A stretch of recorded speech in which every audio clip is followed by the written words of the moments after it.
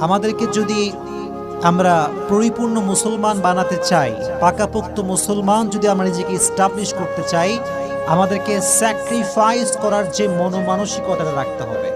পারবেন তো ইনশাআল্লাহ? স্যাক্রিফাইস, ত্যাগ তিতিক্ষার যে মাইন্ড, এটা থাকতে হবে। আমাদের ভেতরে দেখা যায় যে আমরা সব কিছু করতে পারি, কিন্তু আল্লাহর জন্য স্যাক্রিফাইস করার বিষয় যখন সামনে আসে তখন আমরা হাত বাড়াই না, পা বাড়াই না। এটা আমাদের খুব বাজে একটা অভ্যেস। আমাদেরকে চিন্তা করতে হবে যে আল্লাহর জন্য স্যাক্রিফাইস যদি আমার জীবনও করতে হয়, আমি রাজি আছি। সকলে বলেন ইনশাআল্লাহ।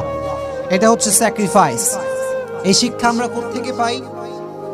ইসমাঈল আলাইহিস সালাম হচ্ছেন ইব্রাহিম আলাইহিস সালামের সন্তান। যখন তাকে বলা হলো যে তুমি তোমার সন্তানকে জবাই করো, তিনি কি বলেছেন যে আমি জবাই করব না, নাকি বলেছেন আমি রাজি আছি?